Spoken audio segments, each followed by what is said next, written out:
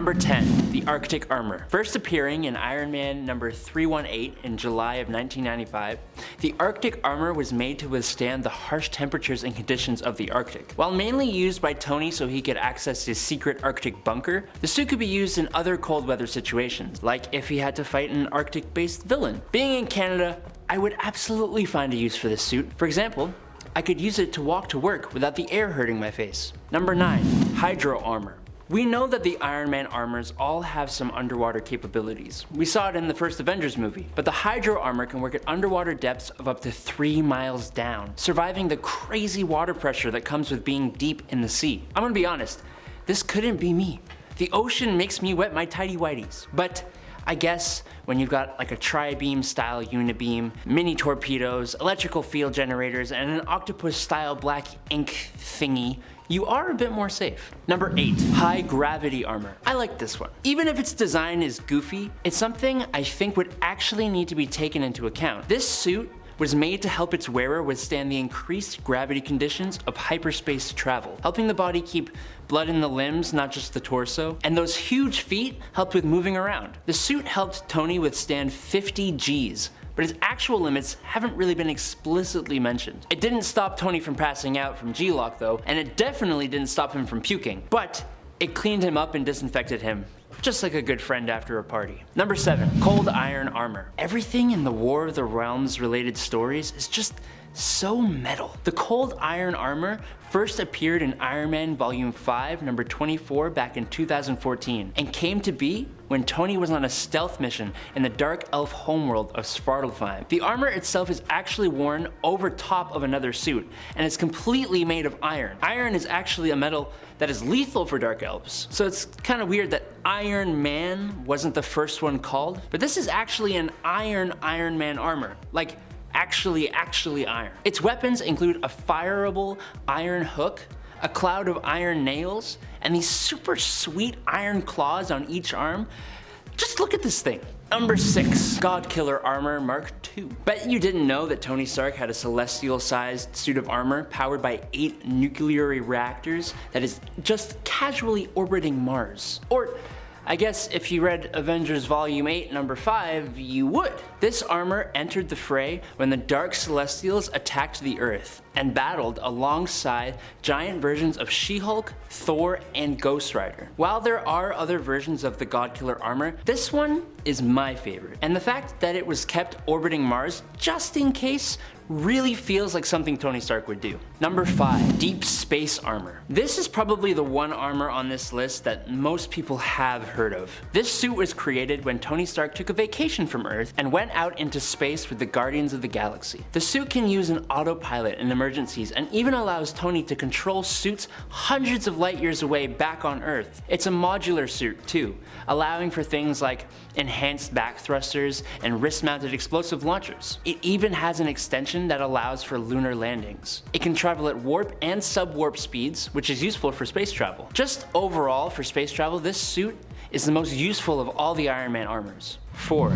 The Ablative Armor. This armor was pretty unique. It consisted of tons and tons of little honeycomb-shaped tiles that are all held together by a force field. The idea was that the tiles would break on impact, better absorbing impacts that a solid piece of armor was less useful for. Anytime a tile would be destroyed or fall out of the force field, it would be replaced by another tile, which is good for a suit of armor. These tiles could even separate from the armor itself and be used as projectiles or as countermeasures. Overall, it's just an armor with so many unique and useful capabilities, and I hope we see more of it. Hey you nerds! Before we get on to the top 3, I just wanted to say a quick thanks for watching. I hope you're enjoying the video. If you are, why not hit us with a like and maybe subscribe? It really helps us out to continue giving you videos. Alright, moving on. Number 3. The Nano Iron Man Armor. Now this is a bit less of a traditional armor. When battling Fin Fang Foom, Tony initially used the giant Fin Fang Foom Buster armor, but when that failed, he instead shot a pod of thousands of Nano Iron Man armor microbots into the dragon thingy's blood. The bots were then remotely operated to investigate Fin Fang Foom and then fight his antibodies and travel to his brainstem,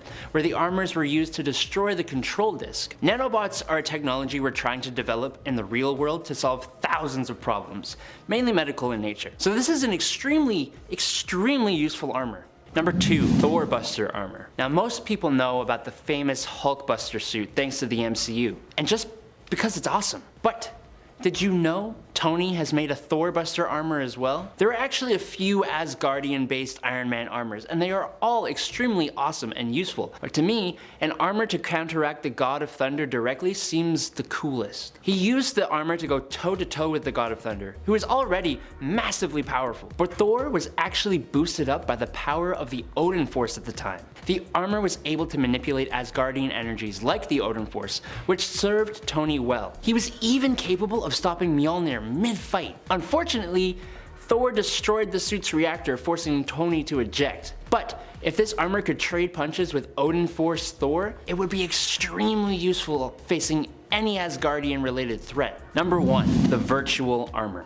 This suit is probably the most unique of all of Tony Stark's armors. It's also the most recent suit on this list. The virtual suit first debuted in Iron Man 2020 Volume 2, Number 5, when Tony Stark had his consciousness pulled out of his body to save his life, and it resulted in the virtual armor, which was made from the resources of the 13th floor, which is basically a virtual reality built of solid light. Look, it's hard to explain, okay? The virtual armor could allow Tony to create any weapon he can think of. It augmented his strength, it protects against weapons fire, and it's invisible by default, acting as almost a force field around Tony. It can separate to form a prison-like bubble. The suit even somehow still allows him to fly and protects him from the vacuum of space. I have no idea how it works. At all. And it's the most comic booky thing I've ever heard of, but its almost limitless possible capabilities easily make it the most useful Iron Man suit. At number 10 with Spider-Man's bulletproof suit, or Spider Armor Mark II. This suit is designed when Peter Parker loses his spider senses, which we all know would make him much more susceptible to bullets specifically. So instead of taking a break and hiding away for a while, or being too heroic and going out and getting shot, Peter just creates a new and improved spider armor to face off against Massacre, a mass murderer. Massacre had captured a bunch of hostages, but when Spidey swoops in, he makes easy work of the killer by easily deflecting his bullets. The suit's magnetic webbing also interferes with the villain's ability to remotely activate traps, which I'm not sure was planned or not, but hey, the suit comes through again for Spider-Man in that way too. This suit was very useful for this very specific situation, but sits back on the list just because there are simply much better suits coming up. Okay, at number 9, we've got Spider-Man's Electro-proof suit. This suit was created in Amazing Spider-Man number 425 in an effort to get a one-up on Electro, a villain who we all know has electric powers. The reason why Peter Parker hadn't come up with this idea before is that it just didn't seem necessary, as Spider-Man could usually find ways to outmatch Electro. But this time, Electro had found a way to supercharge himself and become even more powerful than ever before. So Spider-Man decides to design a brand new suit, which also just looks really cool. Although it was first presented in the comics, the suit can also be used in 2014's The Amazing Spider-Man 2 video game for PS4. Okay, number 8 goes to the SP//DR suit. Kinda says spider in a fun way. This suit is featured in the hit animated movie Spider-Man Into the Spider-Verse, but was first introduced in the comic event of the same name. The suit is controlled by Penny Parker, who's taking over for her late father, who used to man the suit. What's interesting about this armor is that it's partly controlled by a living radioactive spider that lives within it. And to use the suit, Penny has to get bitten by the spider, which she dutifully does. The suit is massive, offering tons of protection, and it shoots extra durable webs out of its integrated web shooters. And a suit that's mechanized and able to shoot webs even stronger than those of the original Spider-Man comes in handy when facing off against bad guys like Penny's universe's Mysterio. In a big face-off, the suit proves useful when Penny is able to avoid the effects of a nauseous gas emitted by Mysterio, so it seems like the suit also offers some pretty effective filtration. Not the most versatile suit, but an interesting one that might come in pretty handy in certain situations. At number 7, it's the stealth suit, also known by fans as the Big Time costume. After facing off against the new Hobgoblin in The Amazing Spider-Man number 649 and 650, Peter goes back to Horizon Labs, where he'd been working a day job, and designs the suit to be better, well, suited for the fight. This costume is extremely useful in that it's got a few different settings for different matchups. In camo mode, the suit turns green and keeps him invisible both visually and audibly to anyone who he doesn't want seeing him. This means that through certain lenses held by his allies, the green outlines can be seen, so they know where he is in battle. The other mode is called anti-sound mode, which turns the suit red, and it cancels out all sonic-based attacks like the new Hobgoblin supersonic attacks. The suit also has anti-metal spiders that can shoot out the top of his wrists that will eat away at and dissolve metal. And the suit can also repair any tears in the fabric at the command of the wearer's thoughts. At number 6, we've got Spidey's Future Foundation costume. This suit is designed by the Future Foundation, which is kind of like the revised Fantastic Four, and it has a really cool black and white finish. But that's not what this list is about. The suit is also extremely handy and implements some pretty futuristic technology known as third generation unstable molecules. This technology allows Peter Parker to switch from the black and white look to the classic red and blue, or even his civilian clothes in an instant with just a thought. The suit also can't get dirty due to the unstable molecules, which is pretty cool. But the most useful part of this suit is probably its stealth capabilities, which allow Spidey to go almost completely invisible. This feature is particularly useful when he needs to swing around at night without being seen. It's just a great suit that helps Peter Parker's already formidable powers to shine even more, and it's just one of the coolest looking ones, in my opinion. Okay, number 5, we've got the Spider-Man 2099 suit. This spider suit has a cape. Yes, it's kind of small, but it's a freaking cape. First worn by Miguel O'Hara in Spider-Man 2099 number 1, this suit was originally designed for Miguel to wear at a Day of the Dead celebration. Yes, this suit was meant for partying, but very soon became much more than that, with an upgraded version actually incorporating jet boots. I think this is such a cool addition to a Spider-Man suit because it makes a lot of sense to enhance his swinging capabilities. It's also got GPS sensors, allowing the wearer to navigate around the city effortlessly. Sadly, in the newer iteration of the suit, the cape was scrapped, but in its place are these tiny web wings that allow the wearer to glide a bit more in the air.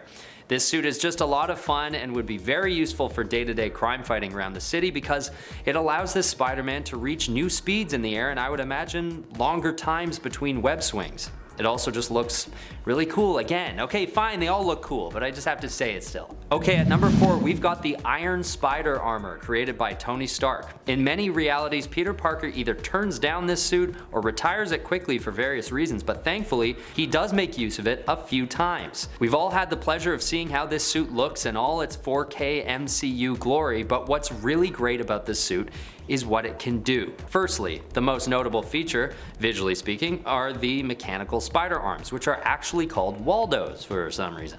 These arms actually have cameras on the tips of them to peer around corners, and small grippers built to the end of the tips so they could act as extra arms for climbing and getting around. The suit can glide as well, allowing Spider-Man to move around a bit in the air and underwater, because the suit also has a state-of-the-art mask filter that allows for nuclear, biological, and chemical filtration, as well as 8 minutes of clean oxygen if the wearer needed to explore something underwater. There are so many more things to cover as well. This suit is basically just as protective as the classic Iron Man suit, and with all these extra abilities, it just adds so much more power to Peter Parker's already impressive abilities. Alright, at number 3, we've got Spider Armor Mark III, otherwise known as the Ends of the Earth suit. This suit is created in Horizon Labs by Peter Parker as a last resort to help take down the Sinister Six. But I guess Peter works well under pressure because this suit is insane. Starting with the helmet, it has super hearing capabilities designed to pick up on Chameleon's heartbeat. The helmet could also communicate with Spider-Man's fellow teammates in battle with a comm link system. It also has a holographic sensor allowing the wearer to see through Mysterio's holograms and illusions,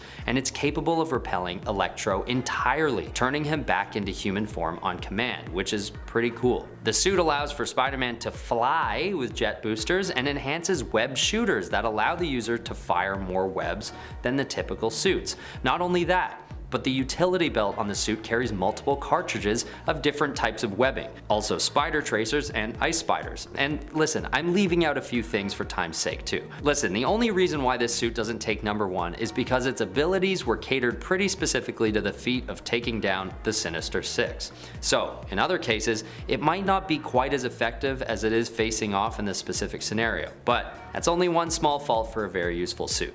Pretty nuts. At number 2, we're graduating from the term useful and veering more into absolutely overpowered with Spider-Man's Captain Universe suit. Alright, fine, this isn't really a suit per se. Like, it's not something any old Peter Parker could slip on and off, but it's still a suit and it's still extremely useful. This suit was created when Spider-Man was involved in a lab accident, but unlike the radioactive spider situation, this time he's actually given what's called the Uni-Power, making him one of the most powerful Spider-Man characters we've ever come across. He's got Univision, which endows him with a sort of cosmic consciousness, allowing him to sense things not just coming at him in the macro world, but he can sense things on a subatomic level, bringing the Spidey senses to a whole new meaning. This power also allows him to get people to tell the truth, which is pretty handy, I'd say. In Captain Universe form, Spider-Man can also manipulate energy, allowing him to fly. And above all this, the actual suit allows Spider-Man to withstand extremes in temperatures, allowing the wearer to traverse basically any environment on Earth and possibly beyond. He also has enough strength to punch the Hulk into orbit. And yes, it may be arguable that this isn't the suit allowing for this kind of power, but the suit and the powers kind of come together in this instance, so it remains on the list. Okay, at number 1, it is the Amazing Spider-Man suit, or Spider Armor Mark IV. Okay, here we go. This suit can detect magic, infrared and X-ray beams, scan injured people to determine their injuries, and even detect plasma levels in blood to help administer first aid on a superhuman level. And in this iteration of the Spider Armor, the different webbing is available not by switching out cartridges on a waistband, but by voice command. So the wearer just has to say the word and the web shooter will go from shooting regular webs to electrified webs, to concrete webbing, which is a web with such strong durability that it was able to stop an Aztec god in its tracks. The suit also has an array of defensive capabilities like administering antidotes if the wearer comes into contact with poison, as well as stealth and camo abilities as well. I'm missing so much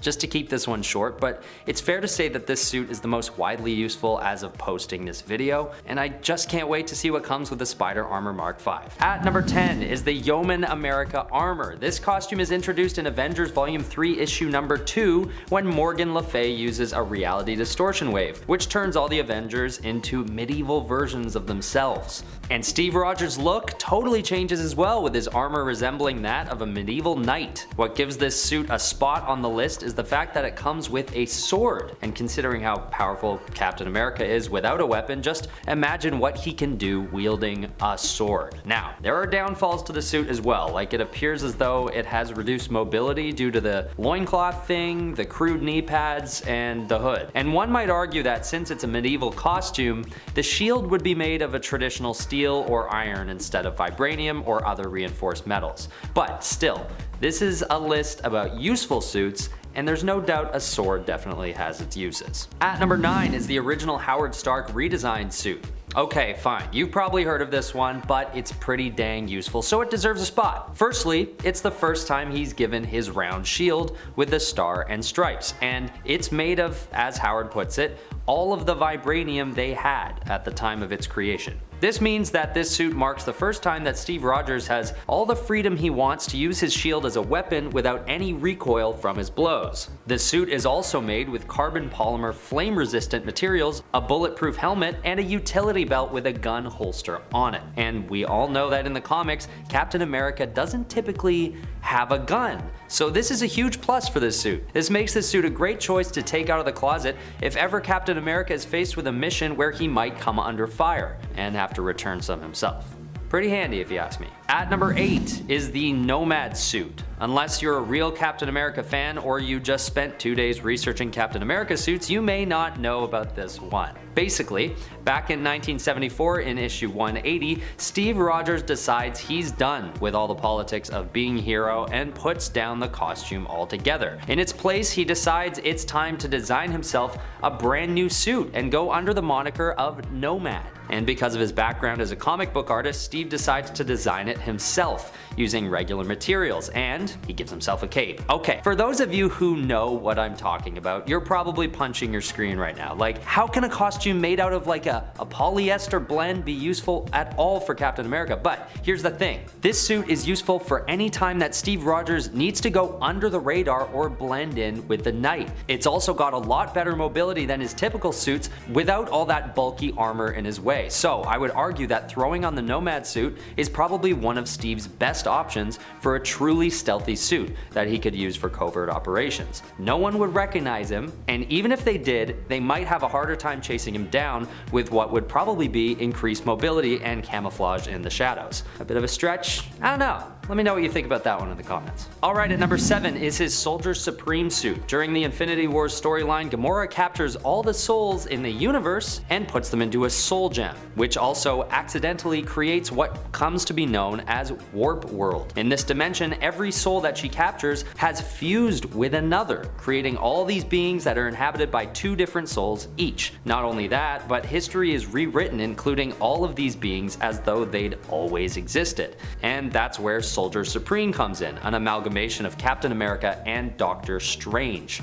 And you betcha that this amalgamation gives us a new suit design as well, which looks a lot like what you'd expect, a Captain America and Doctor Strange hybrid. Soldier Supreme's abilities allow him to have a perfect mixture of Doctor Strange's magical powers and Captain America's leadership skills. During the Warp World version of World War II, we see Cap healing downed comrades, while also leading them into battle, making what becomes one of the most powerful and useful iterations of Captain America out there. The only reason why I don't put this one at number 1 is because it could be argued that it isn't the suit giving him these powers but Gamora's spell. But his suit does appear entirely different when he's transformed, and that's enough to squeeze it on this list. Okay, at number 6, we have the Commander America suit, worn by a descendant of the original Captain America, Steve Rogers V. This suit appears in an issue of What If, that poses the question, what if Cap and the rest of the team went up against the Guardians of the Galaxy? This suit has 5 generations of work done on it, giving it some added features that make the suit much more useful than the original, one of which is the space helmet attachment that allows the user to travel in space. This is a useful development considering that there are some major events in the Marvel Universe that take place in the expanse of the cosmos, as well as on other planets with different atmospheres. In a hypothetical situation where Steve Rogers has a closet full of all the suits on this list, past and future, this suit would probably get taken out more often than you might think, for any conflicts that take the team into the void. It's also got some cool chrome shoulder pads as well for when he gets hit in the shoulder. Okay, fine, it's mostly about the helmet. Okay, at number 5 is the Paradise X suit, which is barely a suit at all. It's more of a single American flag wrapped around the naked body of a godlike Captain America. In this storyline, Captain America has died along with other superpowered beings we know, and they are living, or rather existing, in a celestial realm called Paradise X. And instead of the Avengers, they're called the Avenging Hosts. It's pretty out there, but basically Captain America is a ghost type entity with mystical powers in this storyline, and he is able to fly. He's also able to shapeshift and tap into the memories of the other entities in this Paradise X realm. So yeah, that's all well and good that he's super powerful, you say, but how is his suit useful? Well, this one may be arguably one of the most useful suits on the list, considering it's the only thing that's preventing us all from witnessing this supernatural Cap's celestial parts. I'm serious. That's the genuine reason why this suit takes a spot on this list. Sure, I could argue that it supports his supernatural abilities, but we all know it's just a cloth. A very useful cloth that protects this comic book series from an X rating. Useful? I'd say so. Bit of a stretch? Maybe. I thought it was funny. At number 4, we have the 2099 suit developed by Alchemax. On Earth 23291, the Captain America identity belongs to a woman named Roberta Mendez. And in this reality, the Captain America suit is extremely powerful with a few new capabilities that make this suit stand out hugely from the rest. The two main features that really give this suit the edge are the energy wings and the energy sword that the suit is equipped with. Considering Roberta also has the super soldier serum coursing through her veins, everything that comes with the suit is an automatic plus. In the very start of the first issue of Secret Wars 2099, we see a bounty hunter trying to take a shot at Roberta, but is totally overpowered by this new flying ability of hers. And there's no question that anyone wearing the suit can call on these abilities, making these new powers not exclusive to the wearer of the suit, but of the suit itself. So with the types of threats coming at this reality's Avengers, they know that their leader will have no problem in both offensive and defensive stats. This definitely beats out a lot of the other armors worn by any Captain America across all realities. This superhero just isn't often seen equipped with much other than a shield and maybe a sidearm, so energy weapons? Definitely a huge advantage for any Captain America as far as I'm concerned. Alright, at number 3 is the HYDRA Supreme suit. In an alternate reality during the comic book event Secret Empire, Captain America is actually a bad guy, taking on the look of a darker, more brutal soldier than his original self. His shield has a more pointed, angular design to it like that of a medieval knight, and the suit brings much more power to the one who wears it. This suit, when paired with the cosmic cube fragments, allows for the user to take control over Mjolnir, Thor's hammer. This, on its own, is enough of a point for this suit to score high on this list, but there's more. This suit also helps Captain America change the course of reality. Yes, this is sort of the cosmic cube doing this, but when paired with the armor, the wearer is also almost entirely impervious to harm. So I'm gonna argue that it's fair in this case. While wearing this suit, this evil version of Captain America actually strategizes successfully enough to take over Washington, D.C. and eventually all of the United States to try and instill his own order. Although his intentions are not by any means pure in this reality, this suit is undoubtedly one of the most powerful that any version of Steve Rogers wears, and for that reason, it deserves a spot on the list. At number 2 is one you most likely have heard of before, but it needed to make it on the list just because of how insanely useful it is compared to the original suit, and that is the Sam Wilson Falcon uniform. This suit is given to Sam Wilson when Steve Rogers wanes off of the super soldier serum and gives up the mantle of Captain America. And it is a huge upgrade. Taking on the abilities of Falcon and Captain America at once, this suit allows for flight and rocket and machine gun fire out of the wings. On top of this, we see how strong these wings can be when used to shield Wilson in battle. This gives the suit the added bonus of a nearly indestructible full body shield made of vibranium, on top of the iconic handheld shield passed down with the Captain America mantle. The shield can also clip into a holster on his back, giving him protection from behind when he doesn't see it coming. This suit is such a major upgrade from the original and could probably be maneuvered by anyone who puts it on, giving it sophistication. So there's no arguing that this suit on its own could be pretty useful to anyone with fighting and piloting skills, and it's probably one of the closest things that Captain America has to an Iron Man suit, other than our number 1. Which is the exoskeleton suit. This is an extremely useful suit for Captain America given the circumstances he finds himself in issue 437. Sometime in the future, Captain America has been rendered completely paralyzed after contracting an illness from the super soldier serum. So, none other than Tony Stark designs him a suit that, much like the Iron Man suit, can actually get him up and walking around again, and fighting around again, and in arguably an even more effective capacity than ever before. The suit is designed to offer extreme protection due to the sophisticated armor and some other nifty effects as well, like beams that he can shoot out of his palms that cause severe cases of vertigo, and magnetic gloves and missile protection that offered Cap a lot of good defense against serious threats. Yeah, they're not the most destructive features, but this is actually intentional. Tony Stark decides to keep the suit entirely non-lethal to keep Steve Rogers' values in line, allowing him to face evil without stooping to their level. So not only is this suit useful to compensate for and basically cure his paralysis, but it's also arguably a really great suit to return to if he's ever facing an offensive threat that might require heavy armor. He can also call on the armor to attach to him within seconds because he was, totally paralyzed. But this is also a feature that's basically unprecedented for Captain America and would be useful with or without the plight of full body paralysis.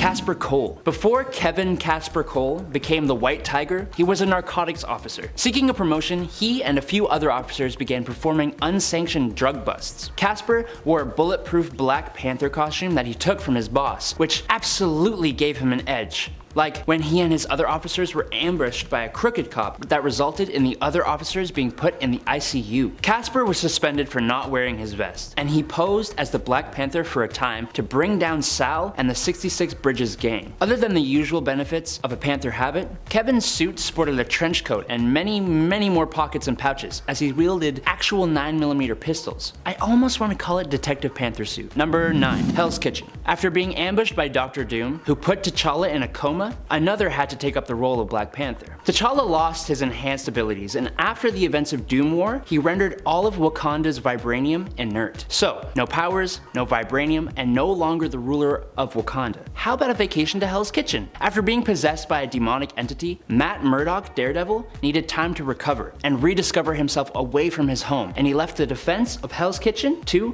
T'Challa. Enter the Black Panther Man Without Fear story. As the now depowered street-level defender of Hell's Kitchen, T'Challa had to rely on the basics, such as his body armor, homemade gadgets, and his fighting ability. This suit doesn't really display its own usefulness. I'd say that instead, it displays the usefulness and ingenuity of T'Challa himself. Stop right there, criminal scum. Kidding. You're only a criminal because you're so criminally good looking. Okay, I've given you a compliment. Now you give me one by liking and subscribing. I think this is a good trade-off. I boost your confidence. You support this channel so we don't fall into the black abyss of obscurity. Cool. Thanks. Love you guys. Number 8.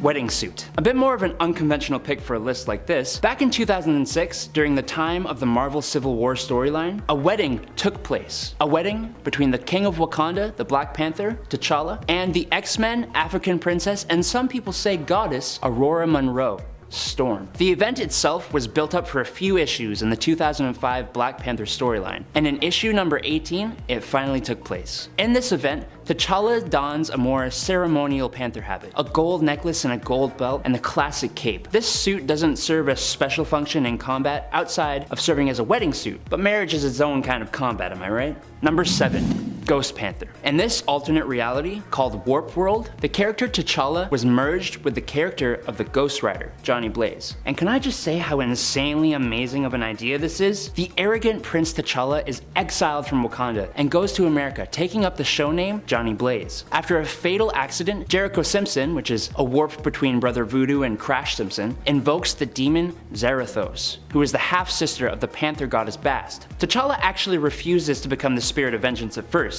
but eventually he did. Now, while this isn't really a Panther habit, it is a Black Panther Ghost Rider who rides a giant flaming panther, and yeah, I don't know, I'm not really seeing a downside here. Number 6. Proto habit. Oh, Deadpool, you silly, amazing character. Okay. So basically, what happens here in Black Panther vs. Deadpool number 4 is that Mr. Poole heads to Wakanda to steal a bit of vibranium to help him heal a mailman. Wade actually ends up grabbing a red ceremonial Wakandan necklace and puts it on to go and make his escape. What he did not know is that this necklace was actually a prototype Panther habit. The suit analyzes his DNA, and since Black Panther has everybody's DNA on file, it remakes itself on Deadpool, adapting to his usual color scheme and the weapons he likes to use, christening himself Panther Poole. Or Dead Panther. No, Panther Poole. Panther Poole's better. It also pretty much brings him up to par with the true Black Panther, which is proven when the two get into it, until Wade's pocket-sized teleporter gets damaged and he teleports to the vibranium mine, which he then teleports to right outside New Jersey.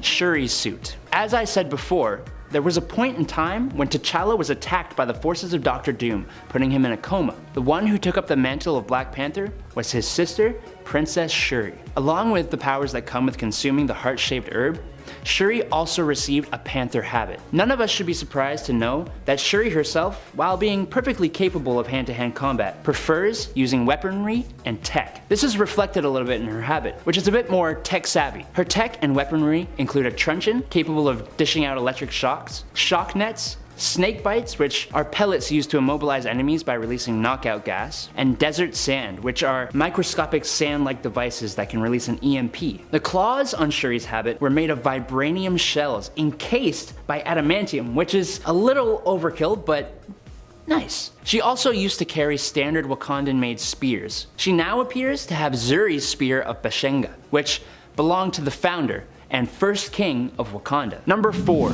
Panther battle armor. Okay, bouncing right off of that, Shuri actually dons another Panther armor during the events of Doom War that I just really want to talk about. Shuri wore a battle mech armor that further amplified her strength, endurance, and durability past its already peak human levels to superhuman levels. The battle suit also had new cool weapons like this pair of vibranium powered daggers. Some versions of this armor that the Dora Milaje wore have flight capabilities with these really sweet heli drone like packs. The battle armor also has sensory arrays that made her an even more formidable adversary. Overall, just an armor that boosts the already technologically advanced superhuman to another level. Number 3, Ngozi. Okay, so we've seen Ghost Panther and Panther Pool suits, but what about when the Black Panther is the host for a symbiote? A former track star who was in an accident that paralyzed her legs, Ngozi of Lagos, Nigeria eventually became bonded with the Venom symbiote. After Black Panther was killed by Rhino, who was trying to capture the symbiote, Ngozi and the symbiote instead defeated Rhino. Ngozi was recognized by the Dora Milaje, who took her to Wakanda, where she actually became the new temporary Black Panther. Ngozi herself now had the powers from the heart-shaped herb as well as the powers from the symbiote, so her habit was obviously a little different. Imagine the vibranium-laced armor plus a Venom symbiote suit. Why am I asking you to imagine this? It's a comic, we have pictures. Number 2. Heavenly Armor. This new thrice-blessed lightweight suit first appeared in Black Panther Volume 4, number 13, when he teamed up with Blade to fight vampires, which just the idea of that kind of sounds really cool. But this suit just makes it better. This suit has been consecrated in the name of the Panther God, and alongside the suit, he also wields the ebony blade of the Roman Catholic Church. This suit offers him other defenses and abilities than his regular suit. For example, it defends against attacks of a mystical nature. This Panther habit also allows him to fly if he reaches the right speed. It is also incredibly badass. I just wish we got to see more of it. Number 1.